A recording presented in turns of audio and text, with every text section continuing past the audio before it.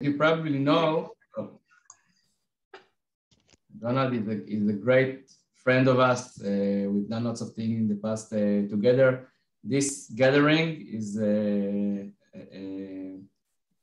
idea that Donald came up with just to go through the results of the global and the local survey that is done every year, and it's 100% contribution for the Israeli community. So it's really a great gesture from Donald. We're going to monitor the chat. Renata and myself, you can write in Hebrew. It's okay, and we'll translate. If you have any questions, we'll try and make some stops along the way and leave some room for question at the end. And hope we're going to get a good conversation. You can see in the chat that there's a good representation of the wonderful Israeli L&D community from all sides or from all aspects of the local community. It's great to see everybody here, and Donald, we are ready to start. Okay, Eran, thank you so much. Great to be here. Great to have so many people turning up to share. This is the key thing about the Global Sentiment Survey. It's always to share the experiences that we've got and to understand from each other how we work. Very quickly, I've been doing this survey for 9 years now. I've been working in learning and development and in technology since the 1980s. So that's either being a programmer for computers or being an instructor. And then I've done various things, set up companies, sold them.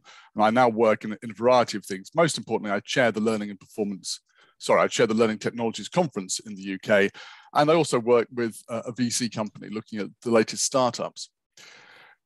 I'll talk you through I've got quite a lot of material here. We've got the general view, and then we've got a look at Israel. What I'd like to do is to share what's happening at any point. At any point, feel free to write in the chat. I will be looking at the chat all the way through, of course, so will Renata and Eran, and they'll see what's happening, and if they need to interrupt me, please feel free to do so. And if you want to write in English or in Hebrew, that's fine as well. I'll read the English and they'll translate the Hebrew for me. So it's lovely to be here. I'm going to get going because we've got a lot of stuff to get through. We will have time for Q&A at the end. I want to make sure that we have time for that. And I expect there to be, from my previous experiences of working in Israel and with Israelis, I expect there to be quite a lot of questions and opinions. Firstly, the survey is only possible thanks to the sponsors and to the media partners. Thank you to them for making it possible to get the message across the world and to have, again, a record number of people responding this year. 5 things I want to get through. You can see number 4 is focus on Israel. We've got quite a few slides there looking at the results from Israel. By the way, I'm talking quite fast. If you want me to slow down, that's fine. Just tell me to slow down in chat and I will slow down. I'm speaking fast because I know we've got a lot of people who are very good English speakers. Plus, I've got a lot of material. So the first thing we'll look at is the results. Then we'll go through taking a longer term perspective on it. The bit in the middle about the challenge and the change is really important to me. It's this business of what is it that's happened this year or that people think is going to happen this year. Then we'll look at the Israeli results. As always, each country is different. Israel has its own special flavor, if you like, of the results. And we've got a good number of people responding this year, which makes it very interesting. I wrap up with one conclusion slide. So to look at the results for this year. To tell you about the survey, I do this survey, as I say, every year. It's the 9th year now. And I ask people one obligatory question. There are 2 other questions, but there's one obligatory question. What will be hot in workplace learning and development this year? And it's the same form it has been for 9 years. People are given a list of 15 things they can choose from. They choose 3 things from that list, and they can choose other as well. This year we had 3,518 voters from 112 countries, and they split up. Something like 97% of the votes come from these 7 regions, and Africa, for the first time this year, was a considerable block. It was 405 votes. That's 12% of the votes. Of course, Africa's a huge continent, but it was great to have 405 votes from them, and looking forward to that being part of the survey going forward. Now, it's very important to say right at the beginning, Donald, you asked this question. what on earth, what's the value of it? And it's a very important caveat that this is a non-representative sample. I ask this question and it goes out by email and it goes out through social media. And people choose to respond or not.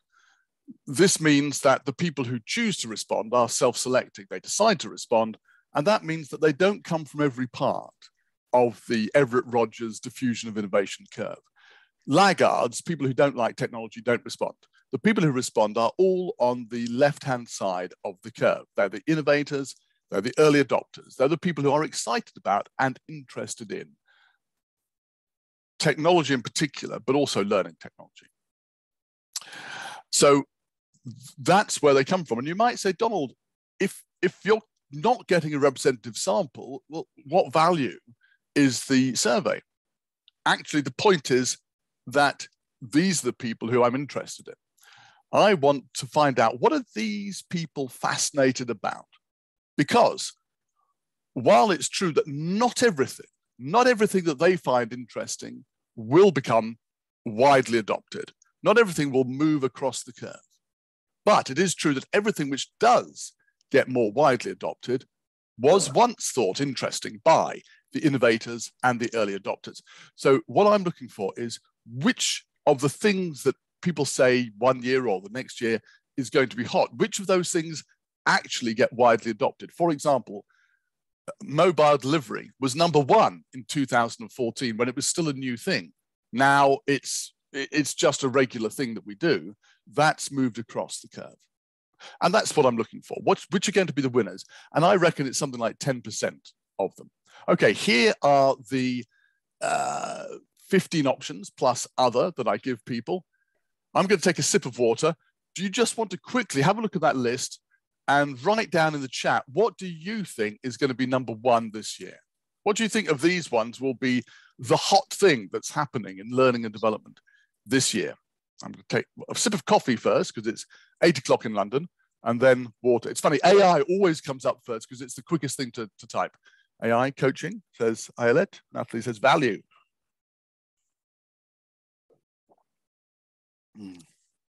Inbal put skills-based talent management, excuse me, with a question at the end.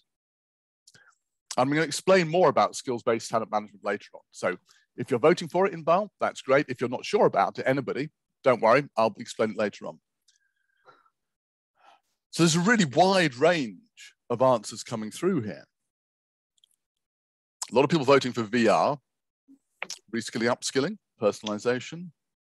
A lot of people voting in capitals. I don't know if that means they feel very strongly about it. Okay. That's really interesting. Okay, listen, I'm going to show you the results. Thank you for your contributions there. I'm going to show you the results. What I'm very interested, this range of answers is very wide. Sometimes you get everybody pretty much voting for 1, 2, or 3 options. Very, very wide here. All right, let me show you what happened with the answers. I want to say one thing.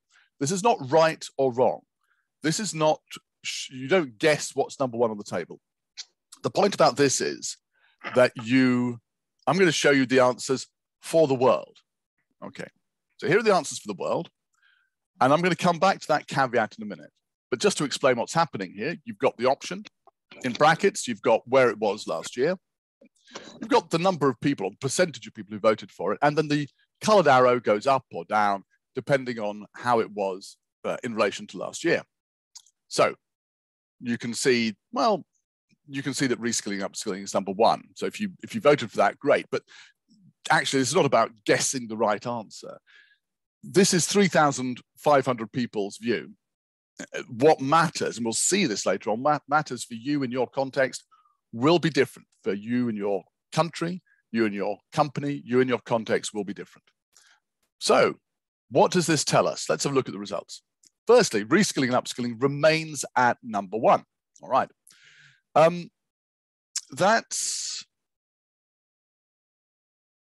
Sorry, I'm just making sure I'm in the right place in my notes. And by the way, I always have my notes on my iPad. I used to print them out on paper, and I realized I was wasting a lot of paper printing these things. So I now have it on my iPad. I have to scroll through my iPad occasionally. So reskilling, upskilling remains number one, but let's just remind ourselves what reskilling, upskilling is, and then come back to look at how it's not quite as popular this year as it was last year. So it's 12.5%, which is a big number. Normally it's between 10 and 11% to be number one, but it's 0.5% down. Sorry, it's 0.5%, yeah, down on last year. All right. Let's remind ourselves what reskilling and upskilling means. Well, it was a phrase that, if you look at Google Trends, which I find invaluable when I'm doing my research, if you look at Google Trends, it was the popularity of this picked up sometime around the beginning of 2019. And at the beginning, that popularity was all about, and you can see that there are spikes associated with certain conferences and documents. The popularity at the beginning was all about reskilling and upskilling people for the future because of AI and automation. And you can see how, you can see this on the left-hand side of the screen in front of you. You can see that initially it's all about reskilling people for the future of work. Okay, Iris has asked the question, how many topics could you choose? You could have chosen 3 topics when people chose. So you had a list of 15 plus other, and you could choose 3 topics. Iris, just to answer that question. You've got a list there, sorry, in front of you there, you've got this view of how the view of reskilling and upskilling has changed. Initially, it was about reskilling the workforce for a future of AI and automation.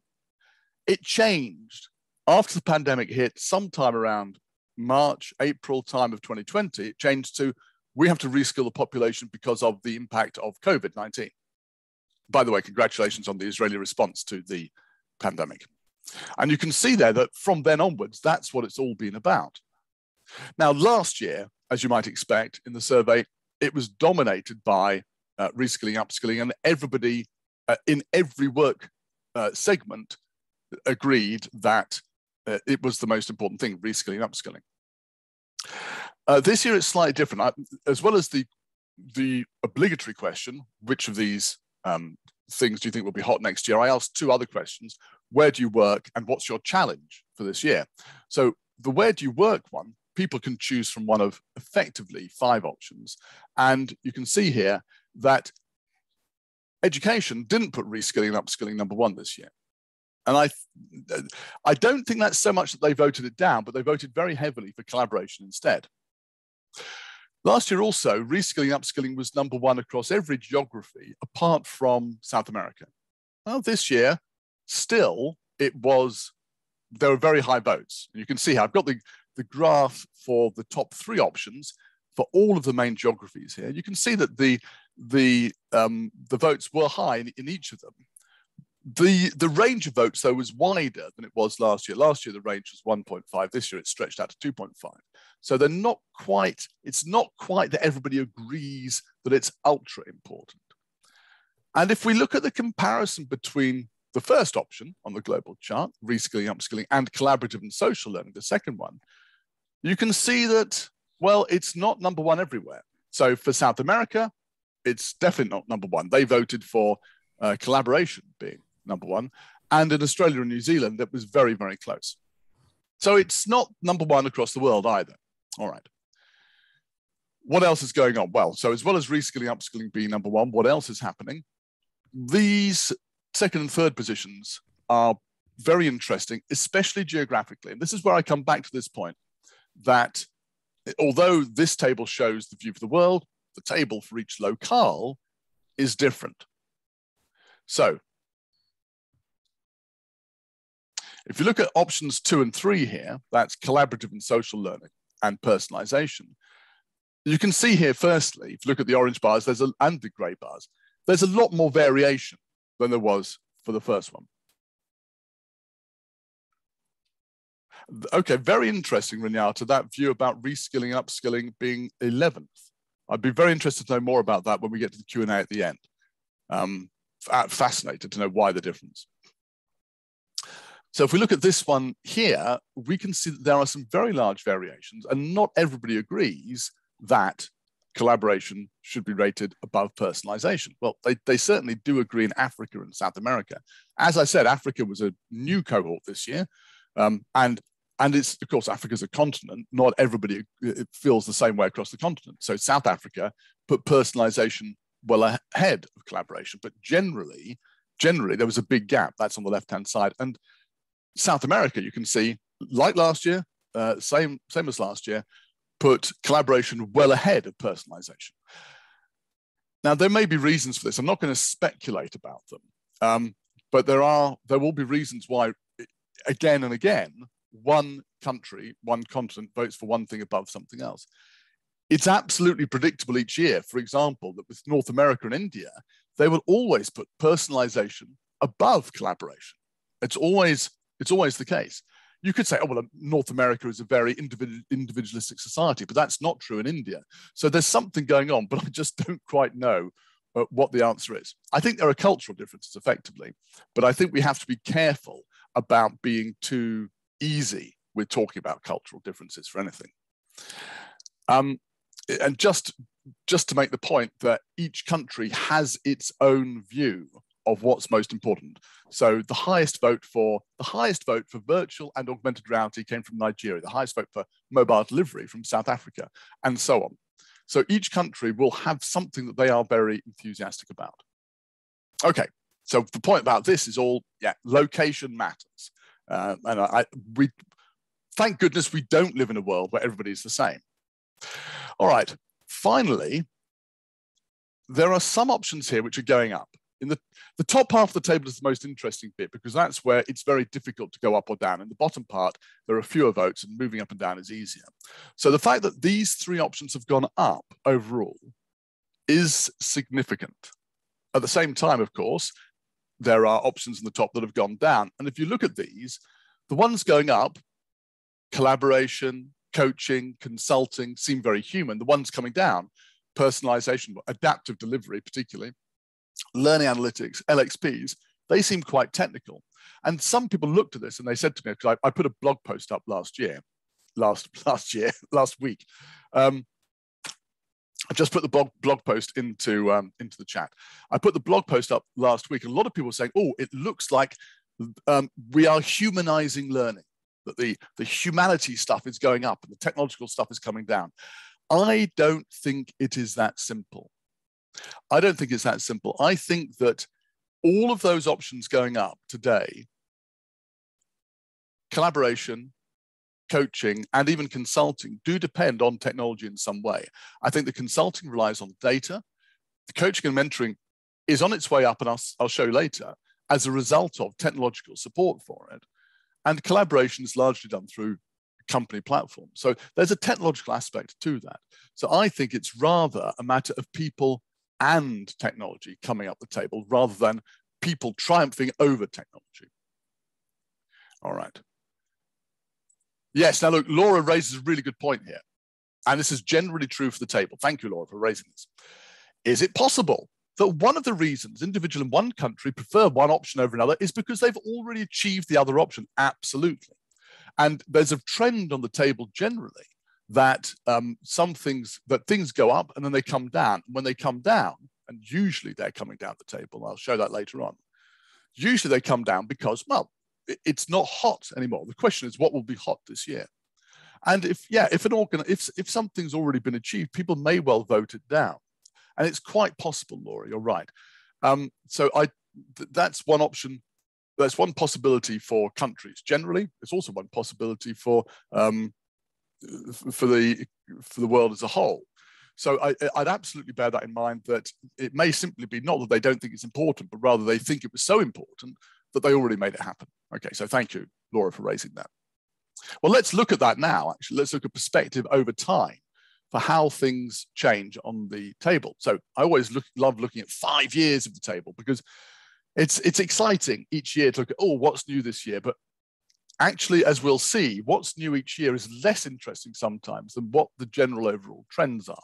So, as I was just saying, the typical pattern of an option on the table is something like this. Firstly, 2018 is not on the table. Then it comes onto the table. I try to pick things which are becoming important. Oh, so it gets impetus, it goes up the table, and then it comes down again. And this is what's happening here. Well, one of two things is happening. Either with learning analytics, for example, it's interesting, oh, but it's a bit difficult. And honestly, that happens an awful lot. That happens an awful lot. People get excited about something, but they find it hard to do. Curation is one example of that. Another example, but the other option here is that it's an interesting technology which is initially over-promoted. There's an awful lot of hype about it. And then it starts to get adopted. And so really what we're seeing here is something like the Gartner hype cycle. People get excited about something and then the interest dies away. So there are two reasons why things go up and down, and it might even be a combination of the two.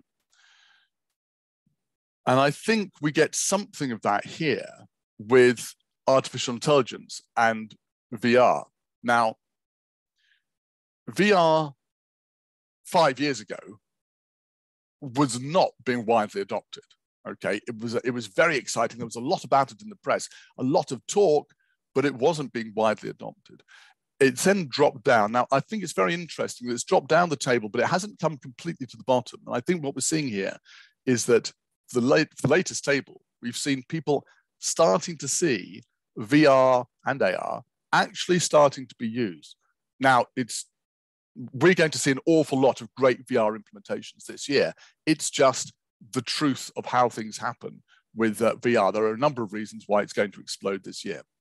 Artificial intelligence has really fallen away. It was super hot 5 years ago. It was in the mainstream press in particular.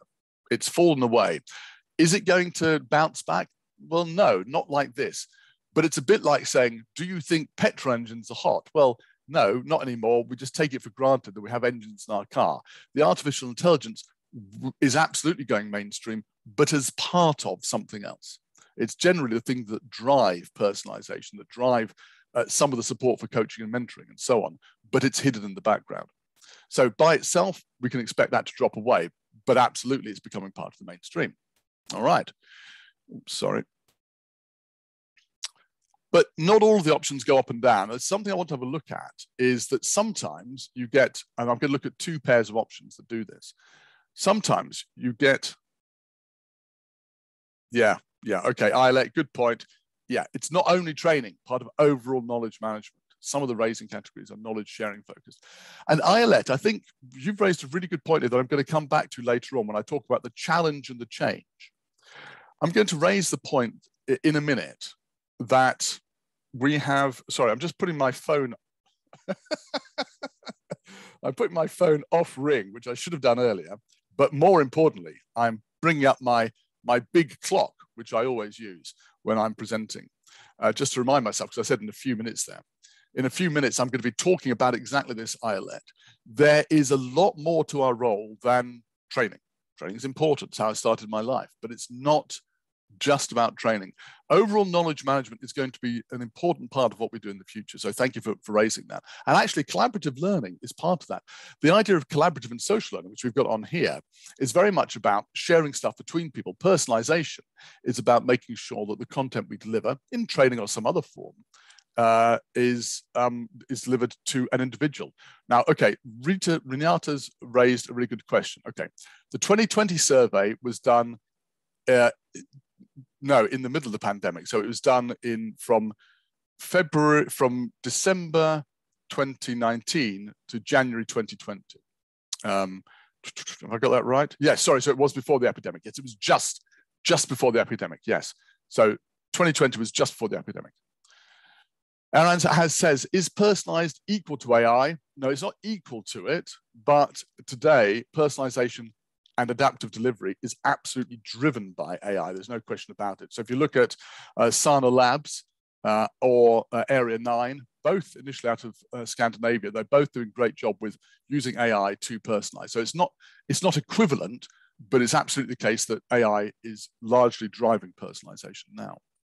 And you may be making the point, Aaron, that the reason personalization's picked up is because of more use of AI, and you might be right. But the point here is that as well as looking at the table here, the relative positions of things, which is important because it shows us how people are weighing up options in their mind, it's also important to consider the overall vote. And the overall vote for these two options of collaboration and personalization have gone down over time. And you can see that they've gone down and gone down and gone down. But for collaboration, it's gone down, but it's picked up. And we've seen that the overall trend is always for an option to go down. So for the fact that collaboration has come down, but then bounced up last year and continued that upward journey this year, I think is very significant. I think that tells us that people are looking, as Eilert was saying, is looking towards sharing more. Now, does it mean they're doing it well? No, I'm not sure that people are doing collaborative learning particularly well, but they recognize it's important. And I think that's been driven by the increased amount of working online during the pandemic. So this is back to Renata's point that the 2020 survey was just before the pandemic. And then after that, we had a year of the pandemic in 2021. People had been using collaborative learning in one way or another. And so the vote for it picked up. Yes, and by the way, Aaron's got a really good point that, look, we learn all the time. Absolutely. Social learning takes place all the time, and it's not just driven by L&D. I love that point. We should always remember that. Aaron. Thank you. So those little arrows going up and down next to the table show us how we're comparing this year's vote with last year's vote. I may change those because I don't think that gives us enough information. I think for next year, I might take a 2-year perspective, because I think if we take a 2-year perspective, we can start to see some significant trends. So we can see that these 3 options are falling down. They've fallen down by more than an average of 3% over 2 years, which is a very big number. And so all these technical things which dominated the top 5. In 2020, I said it's the year of data. L&D is looking for data to prove its way. By this year, only one of them remains in the top 5. In contrast, collaboration and coaching have gone up. Now, the amount of vote going up, 1%, is much less than the vote going down. But remember, the trend is always to go down. So to swim against the current, to swim upstream by even 1% is significant. So there is something happening with coaching and mentoring. There's something happening with collaboration. I think I've talked about collaboration very quickly with coaching, and I've been following this for about 4 years now. With coaching, what we're seeing is a shift towards technology-supported coaching. That could be that you're chatting with a robot and an algorithm for your coaching.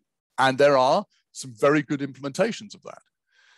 It could also be that you're talking with a coach and everything else is supporting that coach technologically. The administration, the advice on what they should give you, that's all, the coach is being supported. It could be that there's a market for coaches which is run technologically. But whatever it is, technology is being used to make coaching less of an elite offering and something that's much more widely available. We know how important it is. Well, what this is now making possible is to make it more widely spread. As well as all those things, I want to come back to skills-based talent management. I said earlier on we'd have a quick look at it. I'd like to do that now.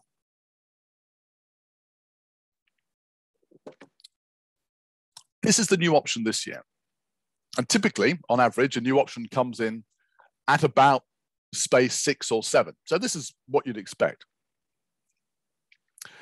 What's interesting about skills-based talent management is that it represents something, well, the claim of skills-based talent management is that it represents something that is different and new. So a learning experience platform, there's a lot of noise about, a lot of talk about it, but effectively it's a learning management system that's more interactive and helps people find content better. Now, put crudely, a skills-based talent management system is not about delivering training.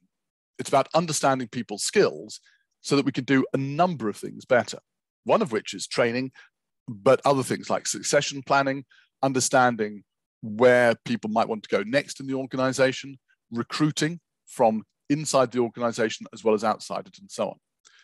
Very quickly, the skills-based talent management option looks at these things, the tasks we have to do, the skills that we need to have in order to do them well, the qualifications which we've got, and the experience which we should develop on the job in order to get ourselves able to do a job better. In the past, there have been weak links between these things. You'll notice on here I put no link between qualifications and experience, because typically almost no qualification represented experience, almost none, some did. But there are very weak links between them. The skills, the promise of skills-based talent management is that there's a common language Oh, by the way, yeah, Aaron's pointing out there are some fantastic Israeli startups in this space, Gloat in particular, doing a great job. Thank you for mentioning the others. I'm going to come back to Yarit's point in a second. So thank you for raising that question.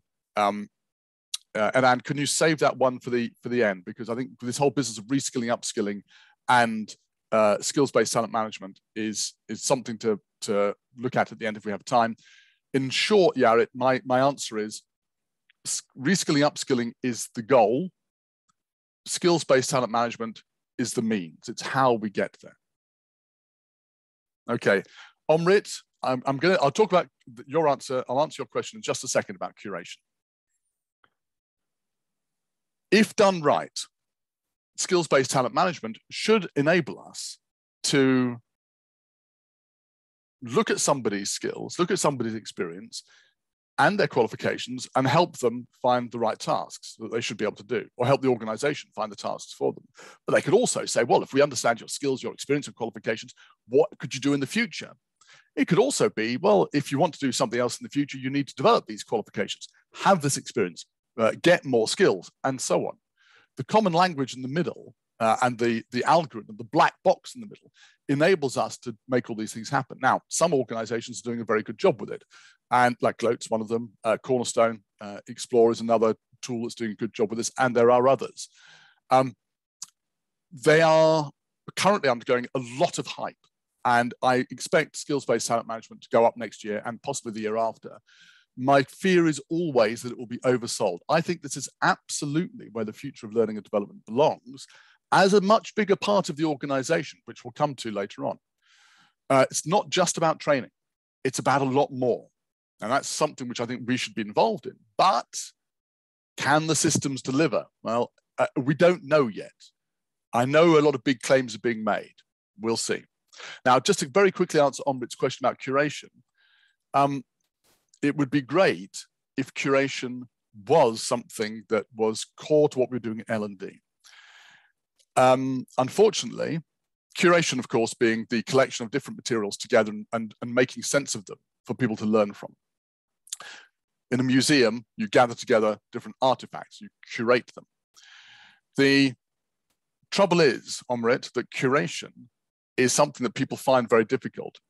For a long time, it's been popular in the survey, but it hasn't been widely adopted. It's struggled to break out of the innovation group into the early adopter group. So there are reasons for that. If we have time at the end, I'll come back and look at it. But I think effectively the problem is it is much more complicated to do it well than it seems. So it's something that's attractive but difficult to do. And by the way, L&D people are very busy, and that's why they're finding it difficult. They're not being lazy. Okay, so I said there was the obligatory question, and then we have these two optional questions. One, where do you work? And one is, what's your biggest challenge in L&D?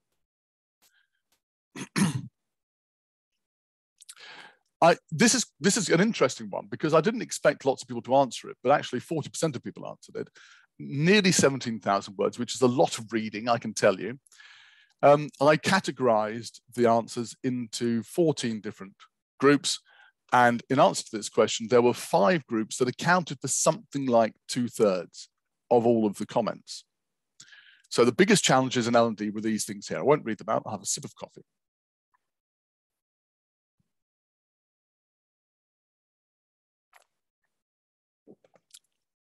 Budget, stakeholders, going hybrid, implementation, and engagement. And of these, the one that really stood out was engagement, which was something like 13% of all the answers where people responded, talked about engagement. Engagement of learners.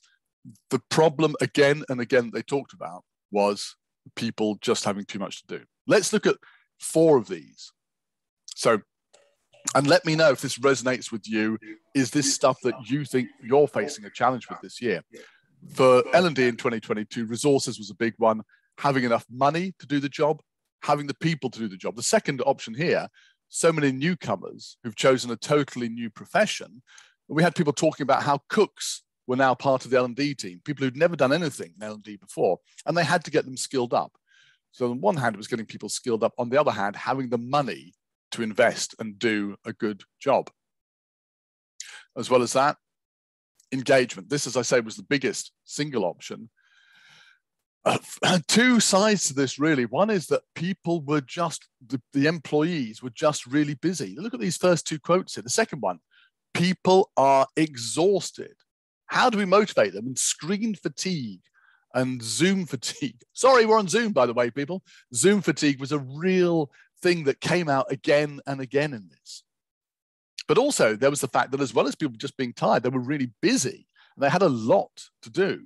So getting engagement, and I think it's a realistic thing. It's always been an issue for L&D, but here it's a real thing because people are just maxed out. For me, the answer is in the last of these options we'll look at, which is getting the stakeholder engagement. If we can get people at the top to buy into it, then we can get people engaged because it's prioritized for employees. Without that prioritization, I think all of these are real issues. A lot of people were talking about the issue of either going hybrid or staying hybrid or going digital or staying digital. So it was either the idea they had to work together with face-to-face or even just using digital tools at all. There was a phrase, that second phrase there came up quite a lot, this idea that as we come out of COVID, some organizations, managers, employees want to go back to face-to-face because it's more effective. And the quotes there mean it's not more effective, but people want to do it. I'm not saying it's always the case. Sometimes face-to-face is very effective. But what that phrase means is this fear that as we emerge from COVID, we're going to take a step back. I think that's something definitely the people were wary of in this. But at the same time, a look at the bottom option there. People are thinking about how do I replicate face-to-face training? Now, it may be a poor choice of words, but you don't replicate face-to-face training online. You use the online tools to deliver something that is a good learning experience.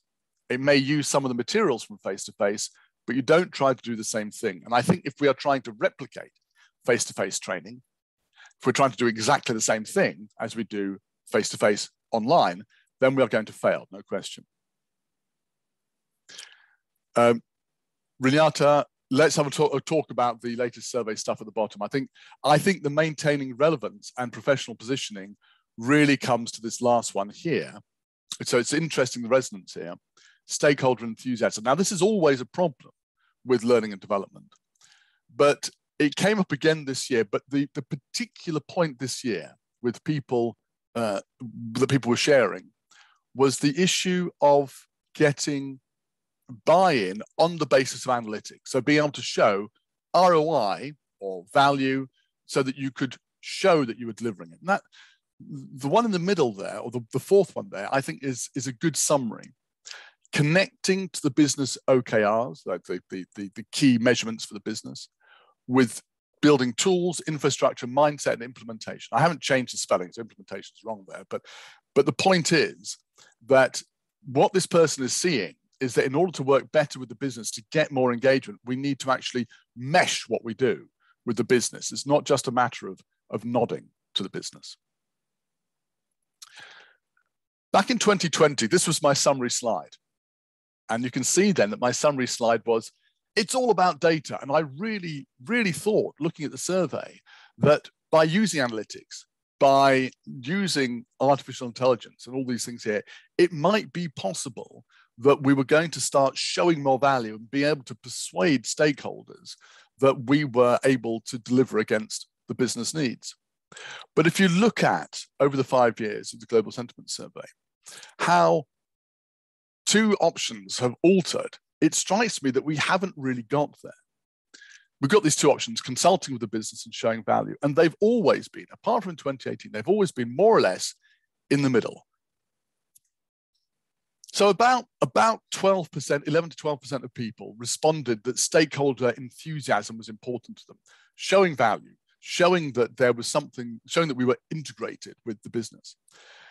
You can see here that there's a regular core of people each year saying, we need to consult, we need to show value. It's not going down like you'd expect an option to. It's not going up either. It's just a regular number of people each year saying this is important. I think, for me, always, these are the most important options on the survey. These are the two that show how seriously we're taking the idea of moving beyond delivery to matching the needs of the business. And I think that until those go up, we're going to have trouble. So how do we get out of this? How do we get to the business of being strategically influential? I've done a blog post on this, and if you go to my LinkedIn profile, you'll find it. The graphic is different. I've changed the graphic, but the idea is the same. If we want to get to the point of having strategic influence and having stakeholder engagement, we have to go on a journey. And on the journey, we have to do all these other things. We have to do the onboarding, the mandatory training, the skills maintenance, just making sure that people can do their jobs. We have to do the tactical behavioral change. So we have to help people get not just up to the level for their job, but actually go beyond it and get better. We have to build capability for the future. But when you get up to the business of trying to influence the business, that requires a different set of skills. It's nothing about delivery. It's much more about understanding the business and supporting it. And I think it was Eilert earlier on who said, we can't just be about training. We have to be about sharing information. And I completely agree. I think that's one of the fundamental things we have to do on this journey. When we get to the influence point, we need a different set of skills. So we need not just training delivery, but we need the skills of the business. We need to be able to understand and express what we're doing in terms of the business skills, business needs. We need to be able to have consulting conversations with people in the business. We need to be able to listen well and respond well and have what people I've talked to in this field I call data conversations. These are conversations not about learning, but about the business of what we're trying to do in the organization expressed in data. And a very good example of this is Guy Wilmshurst-Smith, who works for Network Rail. He has a multi-million-pound budget. He has 600 people in his training department. He does all his work by working on the data of the network, talking to people who are spending money with his department about the data of their train services. How many delays will you have on trains on your system? And then expressing that, he talks about how, in order that if you're not having the delays, that you can reduce the number of delays by working with him in the training department. It's that simple, but it totally works. But to get to that position of being able to have those conversations, you have to do everything else on the journey, and then you have to be able to have the data conversations. That's why I put a snow cap at the top of the mountain. The point is that you can walk up the hill with regular boots, but at the end, you need to have different equipment. You need to have ISAC, oxygen, crampons in order to be able to make the last bit of the journey up to influence. So what I'm saying here is that showing value, the thing we've talked about here, and consulting is a crucial skill, one of the crucial skills that we need to have in order to be able to show value, which get us up to the top, to the icy bit of the mountain. Right, I want to move on to focus on Israel. We've got something like, I'm looking at my clock here, 7 minutes. So I shall go through this fairly quickly. Interestingly, thank you, by the way, Israel, great showing. 135 people this year, which was brilliant. 78 of them answered the question of the demographics, where do you work? And you can see the majority of people appear to be working in workplace, L&D. That's very interesting. Overall, for the world, it was 43%, but for Israel, 69% of those who answered the question. If we look at us compared against the rest of the world, reskilling, upskilling, number one. And when I asked the question at the beginning, a lot of people said reskilling, upskilling. You can see that it's 2% above the rest of the world. The two things that were really strongly supported was skills-based talent management, given the success of Israeli startups in that field. That may be one of the drivers, and personalization. And actually personalization, Israel voted the highest vote for that of any country, of any significant country internationally. I say a significant country is one that has at least 2.5% of the vote. So Israel was a significant country. There are 15 of them, and it voted the most for personalization. But skills-based talent management, a huge vote for that. Not quite as big as Sweden, strangely enough, but still a huge vote. The ones that came down, collaboration. And you can try to explain why. I don't know enough about the local scene in Israel to explain why collaboration came down. LXPs was coming down locally anyway, but learning experience platforms, Israel was the country that voted, the significant country that voted the lowest vote for learning experience platforms. And consulting, I've been talking about how important it is. Unfortunately, consulting dropped down, but it might be that Israel, of course, already thinks that consulting is very important and is already doing it. But there's a conundrum with the showing value side of things. Israel votes showing value more highly than the rest of the world, but doesn't vote consulting more deeply with the business as highly as the rest of the world. And I can't explain that dichotomy. It may just be a sampling thing. If anybody's got any great ideas, I would love to see them in chat, because I've been wrestling trying to understand that. Moti, thank you. It might be a matter of terminology, and that's always an issue with this survey. I always have to bear in mind that, for example, this year as a trial, I translated it into French. We've run it in France, and the answers are very different in translation. So it could well be something to do with terminology, no question. Thank you. Let's look at Israel versus last year. Personalization is up from last year, and performance support is quite a lot up from last year. Micro learning and learning analytics have dropped down very dramatically from last year. Thank you very much for the offer of translating it to Hebrew for next year. But I think that's I'm going to try to keep everything in English. It's a tough one. For me, keeping everything in English means that at least I know that everyone in the world is suffering the same problem of trying to read it in English, even though, of course, there are differences between somebody in Brazil reading in English versus somebody in Bethlehem. Looking within the one group in Israel about what happened versus last year, it's really interesting to see how micro-learning, which got a super big vote last year in Israel, and learning analytics have both come down. What I found particularly interesting, though, was looking at Israel, looking through all of the different ways of cutting data. Was Israel workplace development, L&D? So these are people who've said, I work in learning and development in the workplace. And you can see that the reason why we've got the grand total here at the bottom is because of the way I've cut the data. But you can see here that Israel has voted much more highly in the workplace segment for showing value and for artificial intelligence, but again, less for consulting, micro-learning way down, and collaborative learning.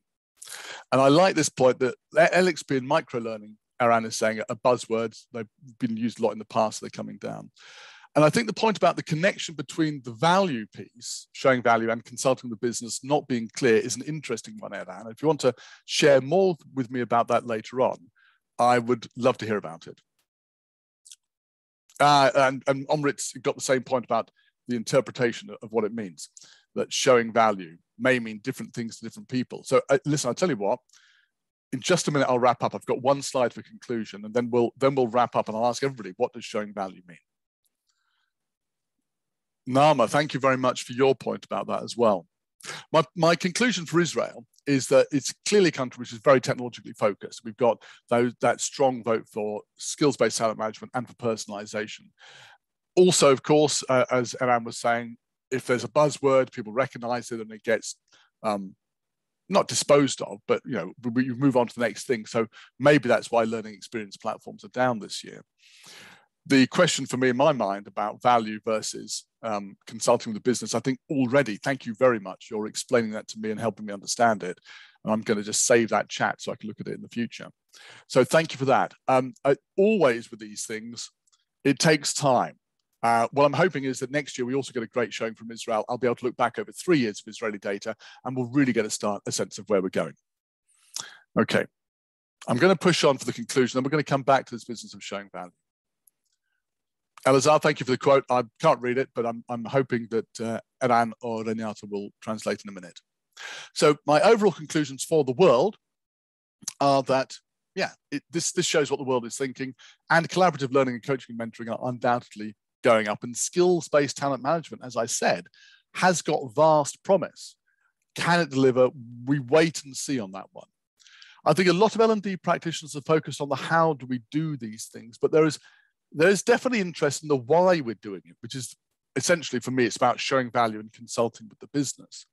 And for me, the why is the business of climbing to the top of the mountain so that we can really start to have some strategic input, some influence. If we understand that why, we can have more influence, and we're going to do a better job. And I think as we emerge from, excuse me, COVID-19, the why is the key. Survey, final report is being produced at the moment. That will be out probably next week now. And that's me done. That's me. There's a link at the bottom, takes you to all the GSS stuff. There's another link which takes you through to my posting on LinkedIn to look at my initial thoughts about the survey, which I've just shared with you as well. And we have 8 minutes for questions, which is perfect. So I'm going to quickly jump into this question about showing value, which I'm thinking, okay, Anna, thank you for that. That showing value is more towards the management and consulting is more deeply with the business units. That is a nuance that I hadn't thought about, Anna, so thank you for that. And I think Omrit has said, can you clarify what showing value means? I know what I think showing value means, but I think I don't want to put anything in anybody's mind. Could you just take a moment? I'm going to have a sip of water. Could you take a moment, please, just to write in the chat, what do you think showing value means to you? You're working in L&D, in an educational institution, you're working in a business, you're a freelancer. For you, what does it mean to show value?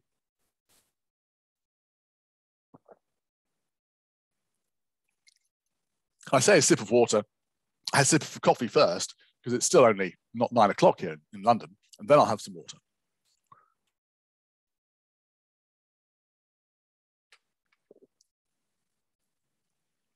Interesting answers here. Thank you for that. Michelle's focused on the sales of business goals. There's a lot of focus on the goals here.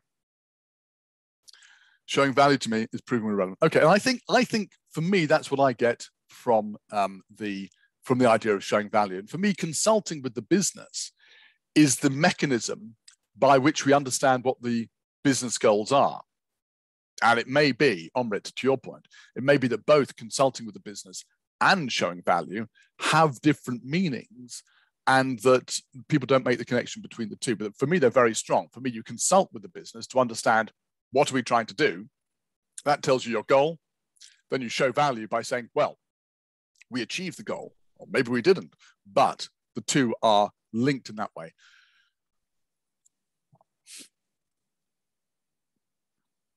This is really helpful. Thank you. You know, I do this every year. I go through the survey. I put myself through quite a lot of pressure trying to get results out and a report out and these things out. And it takes about 2 or 3 weeks to understand what the results mean. Then I have conversations with people like we're having right now, and it's invaluable. I value it so much. Thank you for your thoughts on this. Okay, we had a question earlier. Renatia, there was a question earlier. There was also a comment in Hebrew from Elazar. I asked if you could you tell us what Elazar said, because I didn't understand it, obviously. Yeah, Elazar made a point that maybe we are looking at value and in different ways, in perspective of micro work on training delivery and more strategic thinking, and that might explain the way that we in Israel look differently on the term of showing value. What is actually showing value in the organization? Possibly. And you know what, it might be in other countries as well. I haven't looked at this in other countries. I'm going to go and do that now because I think it's fascinating. And I think Anna made the same sort of point as Elazar's point, that it's a question of which part of the business you're dealing with. So thank you for that.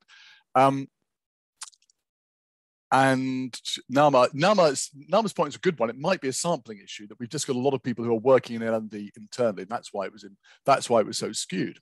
All right, that's very good. Right, if there are any, yes, and Gila says, look, even if we've got different interpretations, the direction is clear and common. And I love the fact that people are interested in showing value. Now, were there any questions? There was one question which I asked to be put back. Yes, Eran. Yeah, there was one question, and I'm also very interested about it, is about the place of curation.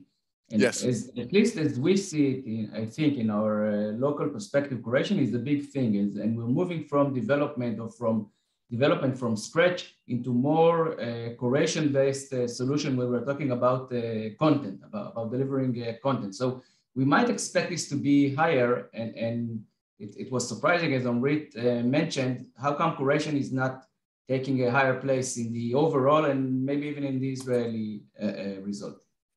I've just dropped my my LinkedIn profile there. If you want to stay in touch on LinkedIn, please do so. You know, I'm saying this now because we've got 3 minutes. People will have to leave. I always say, I'm here to serve you. Please stay in touch. It's the end of a presentation, but hopefully not the end of the conversation. So please keep it going. I'm here to serve you and help you in your professional development and thoughts. To come back to the point about curation,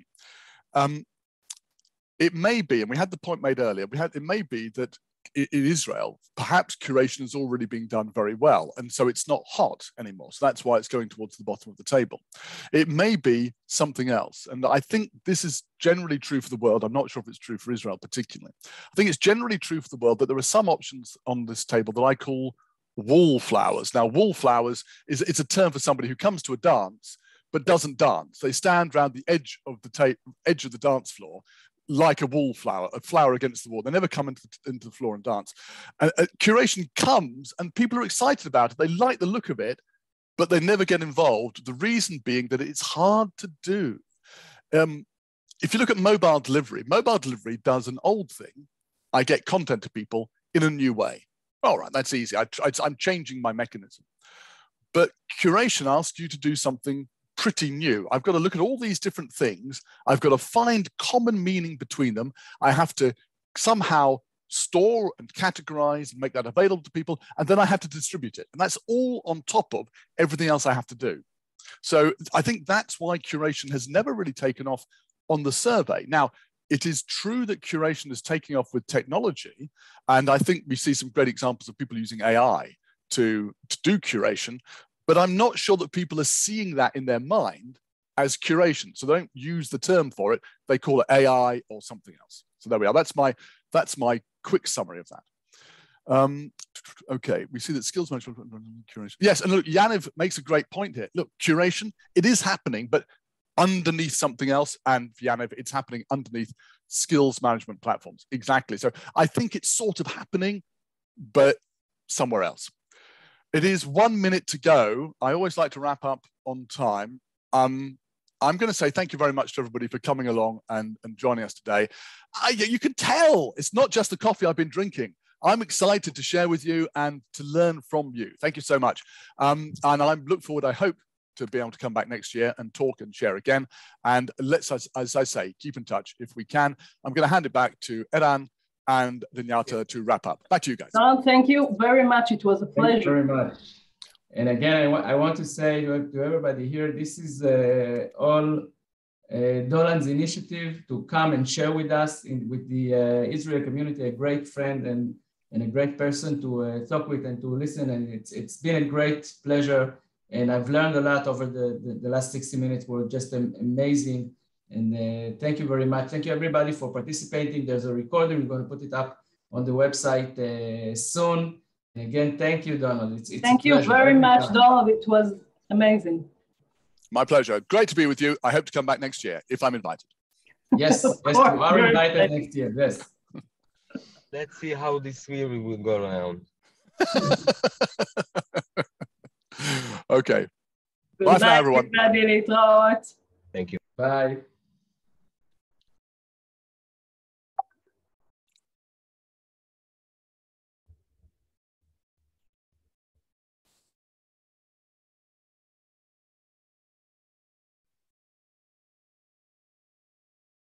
תודה רבה. Donald, it was fascinating. Thank you very much. I learned a lot. Oh, well, it's my pleasure. And, you know, I always learn a lot from everybody in the room. It's such a pleasure to be with smart people. And to you know, I come with data and I come with ideas, but, you know, everyone's always got something useful to share. It's wonderful. So thank you for and thank you, Enan, for setting it all up. I really appreciate that. I really do. Thank you very much, Donald. Okay, I'm going to run off now. Have a nice day. And you too. It's a great start to my day. Bye now. Goodbye, everybody. Bye. Bye-bye.